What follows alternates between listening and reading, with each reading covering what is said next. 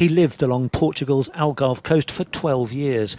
His last home was in Praia de Luz, where Madeleine vanished. His phone was used outside the McCann apartment the night she disappeared. Wir haben nicht die Leiche von Madeleine McCann. Wir gehen aber davon aus, dass sie tot ist. We don't have Madeleine McCann's body, but we expect that she's dead. We have some evidence that the suspect has done the deed. For the first time since the McCanns were suspects in their daughter's disappearance, the value of their No Stone Unturned fund has topped £1 million. What do you think has been driving this torrent of cash into the McCanns' war chest? I got nightmares in my head, I fear thoughts build up until I can't feel. My mind fills up into a creature, and it haunts me somewhere much deeper. I got nightmares in my head, I fear. Hello and welcome to True Crime Rocket Science, the most authentic voice in true crime. Well, the total value of the fund, according to the Mirror, is now over £1 million, is at £1,028,753, up from £921,819 a year ago. It's the first time it has exceeded 1 million since 2008, when hundreds of thousands of pounds were being donated by well-wishers. Now, a tiny fraction of that pile of treasure comes out of royalties from Kate's book. These numbers are of interest to me because I published a trilogy of books and then another two as well, the Deep Into Darkness series on the McCann case as well. And I've also seen sales lift over the past year.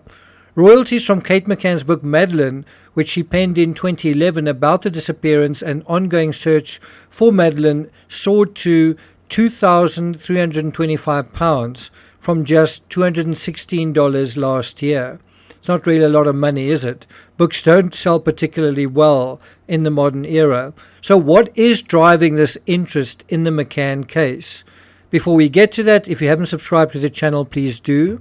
Bear in mind, I've traveled both into the fabric of the McCann case. I've gone to Praia de Luz. I've also gone to Boulder, Colorado. I've written books about both those cases, and I see so many similarities in the fabric of both those cases, some distinctive differences too, and I think you can learn a lot from the one case through the other and vice versa. If you'd like me to discuss these similarities, let me know in the comments.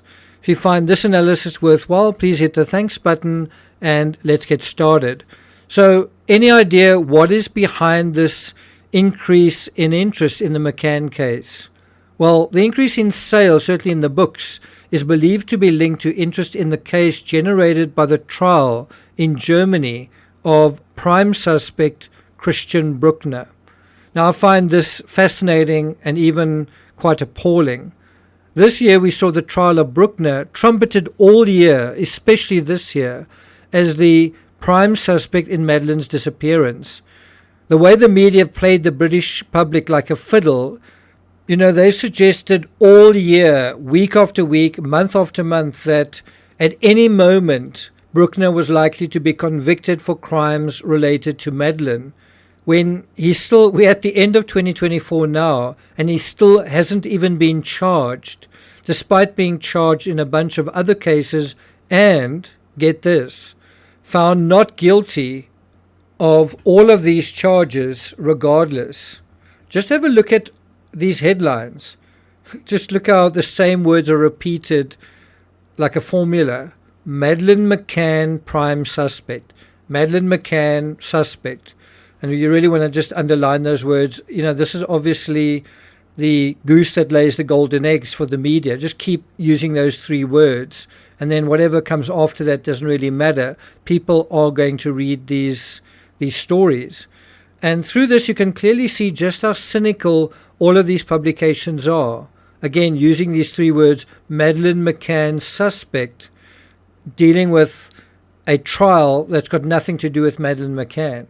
And what are they doing? They're trying to artificially draw interest to what is, was, and will always be a non-news story regarding Madeleine. At the end of the trial this year, and I think it went on for like 8 months, that's not like an iffy little trial. That's a very thorough testing of evidence. And so at the end of the trial, the Madeleine McCann suspect was acquitted of all 5 charges against him. In hindsight, it looks a lot like the German prosecutors, knowing they didn't have a case or enough of a case, tried to exert pressure on Bruckner by throwing him to the media wolves. What kind of pressure? Well, get him to confess, get him to give up, get him to take a deal. And of course he didn't. The article in the Mirror also slyly leaves the most important part out until near the end of the report, and by this time most people aren't even reading anymore.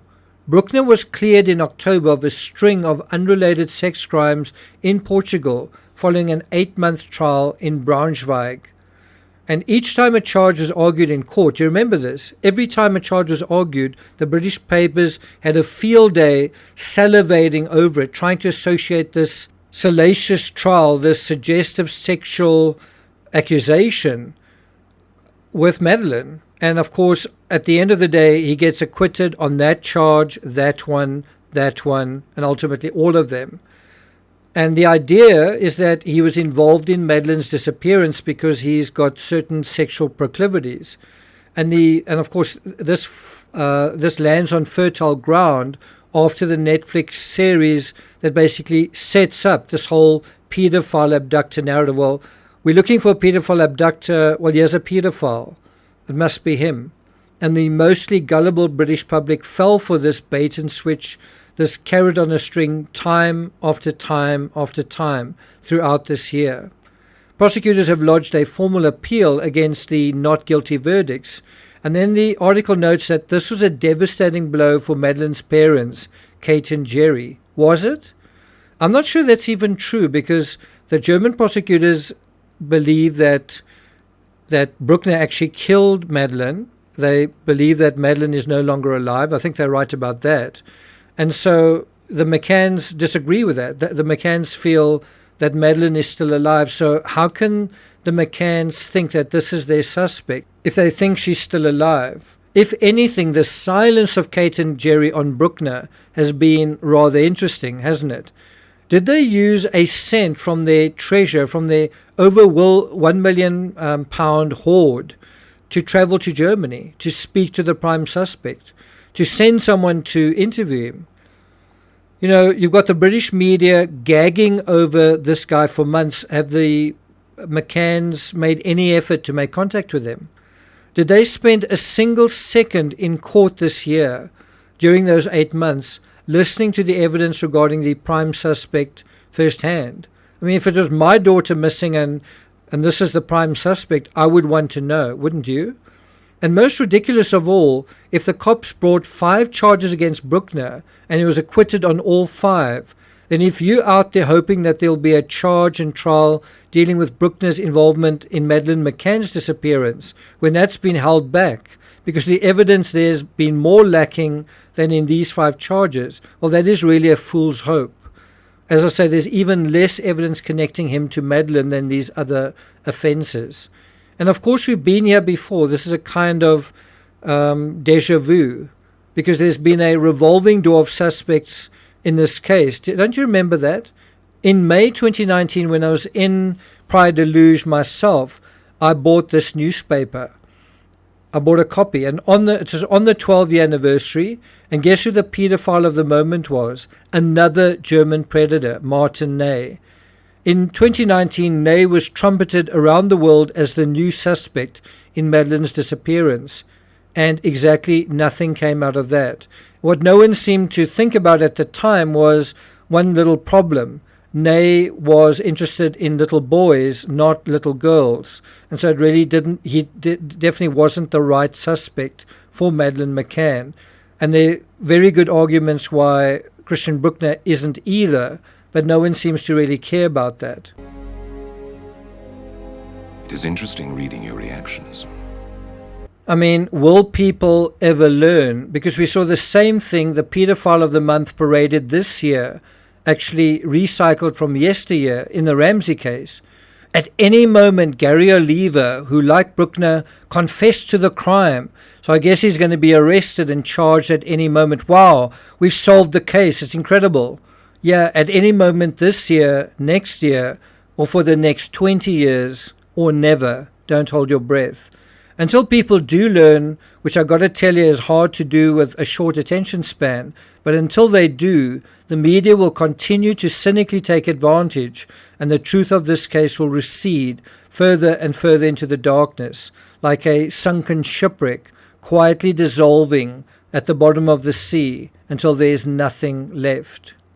Do you know in the McCann case, Scotland Yard's Operation Grain has been given over £13 million to investigate Madeleine's disappearance? I've got a question. How are they investigating it right now? What are they doing? On a day-to-day basis, what are they doing? Are they paying someone to read news stories about Bruckner until he's convicted? And this is what happens when you don't think critically about a case. I'm not going to take it further than that, but if you'd like me to do a comparative analysis looking at the similarities between the McCann case and the Ramsey case, as well as the key differences, please let me know in the comments. Thank you for listening, and I'll see you guys next time.